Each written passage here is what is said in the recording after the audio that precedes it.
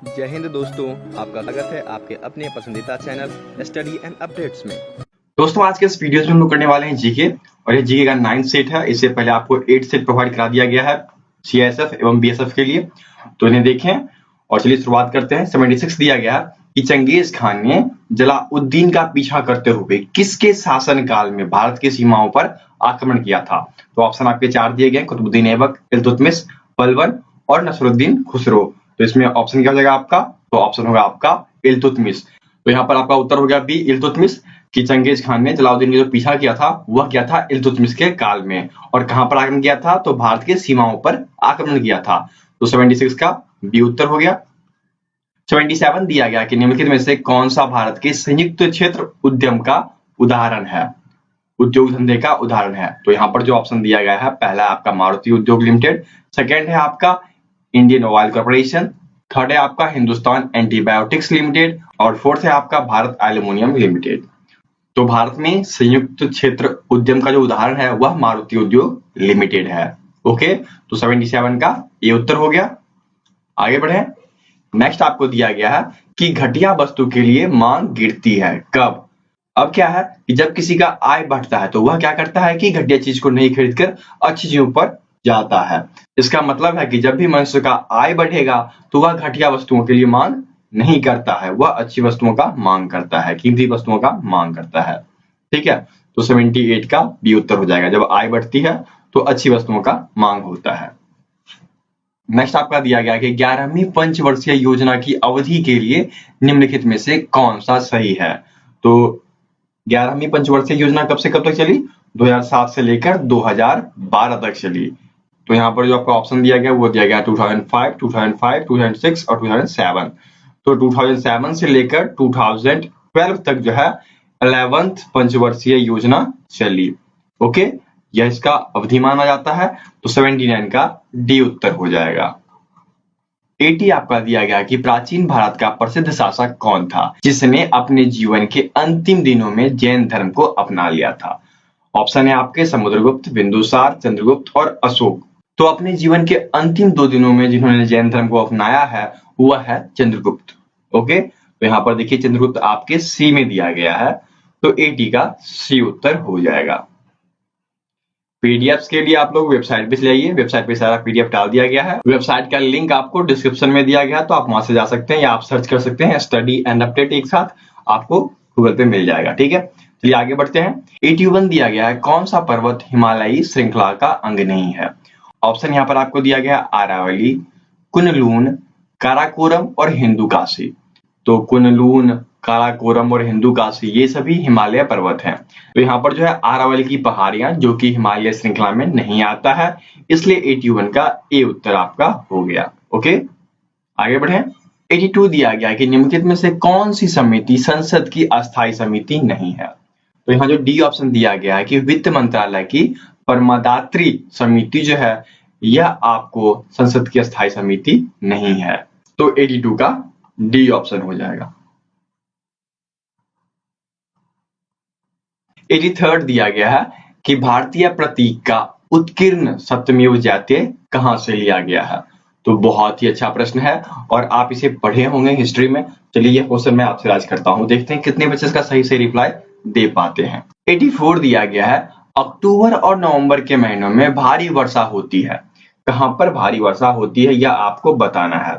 तो अक्टूबर या नवंबर जो होता है उसमें कोरोमंडल तट पर बहुत ज्यादा वर्षा होता है। तो ऑप्शन ढूंढिए, यहाँ पर आपका पहला दिया गया है गोरो खांसी, सेकंड दिया गया है छोटा नागपुर पठार, थर्ड दिया गया है कोरोमंडल तट पर। ओके, तो ऑप्शन क्या हो जाएगा? कोरोमंडल तट पर। 84 का सी ऑप्शन हो जाएगा। यहाँ पर जो है आपको अक्टूबर और नवंबर में अत्यधिक वर्षा होती है। नेक्स्ट है आपका 85 की गुणसूत्रों में क्या होते हैं। तो गुणसूत्रों में क्या पाया जाता है? आपका डीएनए और प्रोटीन पाया जाता है। पढ़े होंगे, ये बायोलॉजी से क्वेश्चन है आपका। और अभी जो आपका एग्जामिनेशन है वह आपके 12th साइंस बेस्ड पे है, तो उनमें ये सभी प्रश्न पूछे जाएंगे क्योंकि जीके जो होता है वह आपके सभी विषयों से मिलकर बना होता है। तो उसमें आपको फिजिक्स, केमिस्ट्री और बायो सभी पूछे जाते हैं। ठीक है, तो ध्यान दीजिए, पढ़िए इन सभी को। तो यहाँ पर आपका उत्तर हो गया 85 का सी कि डीएनए और प्रोटीन जो होते हैं वह गुणसूत्र में पाए जाते हैं। ठीक है, 86 दिया गया कि कॉकरोच जो है वह जल में जीवित नहीं रह सकता है, इसका क्या कारण है? तो कॉकरोच का जो श्वसन अंग है वह है आपका ट्रैकिया। ओके, तो यहाँ पर देखिए ढूंढिए, आपका पहला क्लोम गिल दिया गया है, तो गिल जिसके पास होता है वह जल में सांस ले लेता है, लेकिन सेकंड जो यहाँ पर दिया गया है वातक ट्रैकिया, ट्रैकिया जल में सांस लेने लायक नहीं होता है। ओके, तो यहाँ पर जो आपका उत्तर हो जाएगा वह 86 का बी हो जाएगा। मछलियों में गिल पाया जाता है, वहीं जो कॉकरोच हैं उनमें ट्रैकिया पाया जाता है। 87 आपका दिया गया कि निम्नलिखित में से किसको अपने समकालिक मुगल बादशाह के साथ मिलान गलत हुआ है? अब यहाँ पर एक गलती की गई है, वह कौन सी गलत है वो आपको बताना है। ठीक है, तो यहाँ पर देखिए आपका यहाँ पर पहला दिया गया है राणा सांगा, बाबर, पृथ्वीराज चौहान, अकबर। ओके, तो यहाँ पर पृथ्वीराज चौहान जो अकबर का दिया हुआ है यह गलत दिया गया है। ठीक है, बाकी देख लीजिए, जुझार सिंह, शाहजहां, जसवंत सिंह, औरंगजेब, तो ये सभी बाकी ठीक हैं, लेकिन यहाँ पर पृथ्वीराज चौहान का जो है वह गलत दिया गया है। तो पृथ्वीराज चौहान का आप अत्यधिक सुन रखे होंगे कि मोहम्मद गोरी के साथ उनका विरंत हुआ था, तो उनके समकालिक मोहम्मद गोरी हो जाएंगे। तो यहाँ पर 87 का जो बी ऑप्शन है यहाँ गलत दिया गया है। ओके, बाकी सारे सही हैं। 88 दिया गया है कि तप्त जल के थैले में जल का प्रयोग किया जाता है, क्योंकि अब जो तप्त जल का जो थैला होता है उसमें जल क्यों डाला जाता है? तो जल का जो विशिष्ट उष्मा है वह अधिक है, इसी वजह से तप्त जल का जो थैला होता है उसमें हम जल का प्रयोग करते हैं, पानी का प्रयोग करते हैं। तो देखिए यहाँ पर जो ऑप्शंस दिए गए हैं, 4 ऑप्शंस हैं। ये है आपका यह सरलता से मिल जाता है, बी है आपका यह सस्ता और हानिकारक नहीं है, थर्ड है आपका कि इसकी विशिष्ट उष्मा अधिक है। तो बिल्कुल राइट ऑप्शन है कि जल का जो विशिष्ट उष्मा होता है वह सबसे अधिक होता है, इसी वजह से तप्त जल के थैले में इसका प्रयोग किया जाता है। ओके, तो 88 का सी उत्तर हो जाएगा। 89 दिया गया है कि मध्य रात्रि का सूर्य का क्या अर्थ है? तो मध्य रात्रि का जो सूर्य है वह नार्वे को कहा जाता है। तो चलिए इसका मीनिंग जानते हैं, और मीनिंग क्या है कि सूर्य का ध्रुवीय वृत्त में देर तक चमकना, यह कहलाता है आपका मध्यरात्रि का सूर्य। ओके, और मध्यरात्रि का सूर्य किस देश को कहा जाता है? तो वह आपको नॉर्वे को कहा जाता है। किसको? नॉर्वे को कहा जाता है। तो यहाँ पर आपका जो उत्तर हो जाएगा वह डी हो जाएगा कि सूर्य का उत्तरीय ध्रुव वृत्त में देर तक चमकना। ठीक है, 90 दिया गया है कि बाहरी वायुमंडल में ओजोन की परत हमारी मदद करती है। अब ओजोन की परत क्या करती है कि जितने ही परावैंगनिक किरणें हैं उनको अवशोषित कर लेती है। परावैंगनिक किरणें नहीं आ पाती हैं, इसलिए हम बीमार कम पड़ते हैं, गर्मियां कम होती हैं, है ना। तो यहाँ जो डी ऑप्शन दिया गया है कि परावैंगनिक विकिरण का अवशोषण करना। ओके, तो इसी वजह से ओजोन परत जो है वायुमंडल में हमारे लिए महत्वपूर्ण माना जाता है। तो 90 का डी ऑप्शन हो जाएगा। 91 दिया गया है कि निम्नलिखित में से कौन सा जैव निम्न करणीय है? ओके, इन बात को ध्यान देना है, निम्न करणीय। तो यहाँ जो ऑप्शंस दिए गए हैं वो दिए गए हैं कागज, डीडीटी, एल्यूमिनियम और प्लास्टिक। तो निम्न करणीय जो है वह आपका कागज हो जाएगा। ठीक है, सबसे सरल है यहाँ पर ये कागज। तो 91 का ए ऑप्शन हो जाएगा। 92 दिया गया है कि हीरे का 1 कैरेट किसके बराबर होता है? तो हीरे का जो 1 कैरेट होता है वह 100 mg के बराबर होता है। आपका 24 कैरेट का हीरा होता है जो कि शुद्ध माना जाता है, तो वह आपका 2400 mg का होता है। ओके, तो 92 का ए ऑप्शन हो जाएगा। नेक्स्ट है आपका कि निम्नलिखित का मिलान करना है।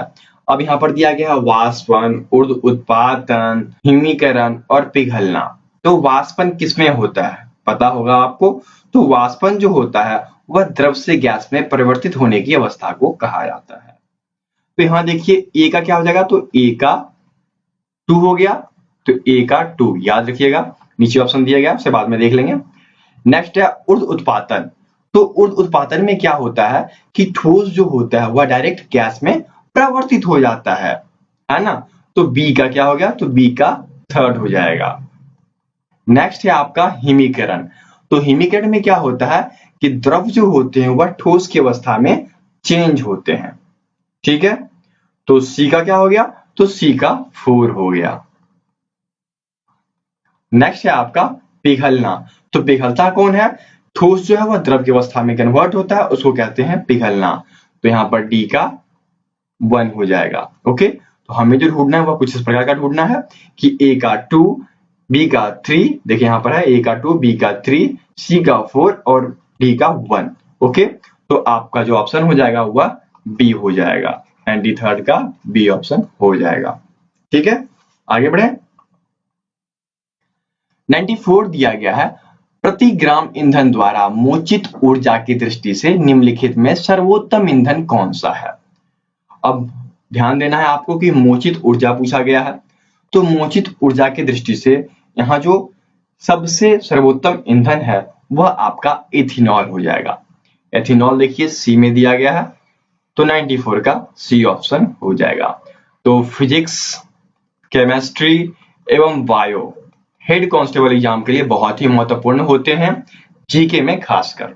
ओके, तो इनको रीड कीजिए, पढ़िए, सारे टॉपिक्स को पढ़िए। यदि आपको टॉपिक वाइज वीडियो चाहिए तो आप बताइए, कमेंट कीजिए, हम प्रोवाइड करेंगे। ओके, चलिए आगे बढ़ते हैं। आगे दिया गया है कि आईसीसी द्वारा निम्नलिखित में से किस क्रिकेटर को 20वीं सदी का क्रिकेटर घोषित किया गया। अब 20वीं सदी का जो क्रिकेटर है वह सीन वॉर्न को घोषित किया गया है। ये देखिए, यह प्रश्न आपको करंट अफेयर्स से आया है, तो ये भी मायने रखता है, इन चीजों को भी जाने थोड़ा बहुत, क्योंकि करंट अफेयर्स से 2-3 क्वेश्चंस पूछे जा रहे हैं प्रत्येक सेट में, तो ध्यान दीजिएगा करंट अफेयर्स पे भी। ओके, तो 95 का सी उत्तर हो जाएगा कि सीन वॉर्न को 20वीं शताब्दी का 20th सेंचुरी का क्रिकेटर घोषित किया गया है। ठीक है, 96 दिया गया है कि एटीएम किसका संक्षिप्त रूप है। तो एटीएम का जो फुल फॉर्म होता है वह आपका होता है ऑटोमेटिक टेलर मशीन। ओके, तो ढूंढिए यहाँ पर ऑटोमेटिक टेलर मशीन कहाँ दिया गया है, तो वह आपके बी में दिया गया है। देखिए यहाँ पर दिया गया है ऑटोमेटिक टेलर मशीन, जिसको एटीएम कहा जाता है। तो 96 का बी उत्तर हो जाएगा। 97 दिया गया है कि विश्व पर्यावरण दिवस कब मनाया जाता है। तो विश्व पर्यावरण दिवस आपको 5 जून को मनाया जाता है। अभी रिसेंटली जून में विश्व पर्यावरण दिवस सेलिब्रेट किया गया है। ओके, तो 97 का बी ऑप्शन हो जाएगा। 98 दिया गया है कि निम्नलिखित का मिलान करना है। क्या दिए गए आपको, जनजाति एवं प्रदेश दिए गए हैं। ओके, तो आइए मिलान कीजिए। तो भील जनजाति कहाँ का है, तो भील जनजाति जो है वह मालवा के होते हैं, तो ए का 4 हो गया। नेक्स्ट चलिए, थारू दिया गया है, तो थारू कहाँ के हैं, तो थारू आपका तराई का होता है, तो बी का फर्स्ट हो गया। सी चलिए, गैंडा दिया गया है, तो गैंडा जो है वह बस्तर का होता है। ठीक है, तो सी का 3rd हो जाएगा। एंड नेक्स्ट आपका दिया गया है टेढ़ा, तो टेढ़ा कहाँ का है, तो टेढ़ा जो है वह नीलगिरी का है। ओके, सारे मिल गए ना। ए का 4, बी का 1, सी का 3 और डी का 2। आइए इन कूट को ढूंढते हैं इनमें। तो जैसा कि यहाँ पर 4 ऑप्शन दिया गया है, ए का 4, तो ए के 4 वाले 2 हैं, ए का 4, बी का 1, ए का 4, बी का 1, ए का 4, बी का 2, तो ये ऑप्शन आपका सही हो जाता है। ठीक है, तो 98 का ए ऑप्शन हो जाएगा। आगे बढ़े। 99 दिया गया है, श्रृंगेरी, बद्रीनाथ, द्वारका और पुरी 4 मठ स्थापित किए गए हैं, और ये सारे मठ किसके द्वारा स्थापित किए गए थे। तो ये जो मठ हैं वह शंकराचार्य के द्वारा स्थापित किया गया था, आदि शंकराचार्य। देखिए यहाँ पर ढूंढिए, दिया गया आपको सी में, तो यहाँ पर ऑप्शन क्या हो जाएगा, 99 का सी हो जाएगा। आदि शंकराचार्य के द्वारा श्रृंगेरी, बद्रीनाथ, द्वारका और पुरी 4 मठ स्थापित किए गए थे, तो 99 का सी उत्तर हो गया। 100 दिया गया है कि मिदुमलाई पशु विहार जो है वह किसके लिए प्रसिद्ध है। तो यहाँ पर 4 ऑप्शन दिए गए हैं, पहला बाघ, सेकंड है ग्लोबलो, 3rd है आपका पक्षियों और 4था है आपका हाथियों। तो किसके लिए प्रसिद्ध है, तो व्याघ्रों के लिए प्रसिद्ध है। ठीक है, तो 100 का ये हो जाएगा कि मिदुमलाई जो है यह एक पशु विहार है जो कि व्याघ्रों के लिए प्रसिद्ध है, तो 100 का ये उत्तर हो जाएगा। तो इस प्रकार से आज के इस वीडियो में 25 में से 24 क्वेश्चन मैंने किए, एक क्वेश्चन आपसे राइज किया गया है, तो उसका उत्तर देना बिल्कुल ना भूलें। मिलते हैं दूसरे वीडियो में, तब तक के लिए जय हिंद।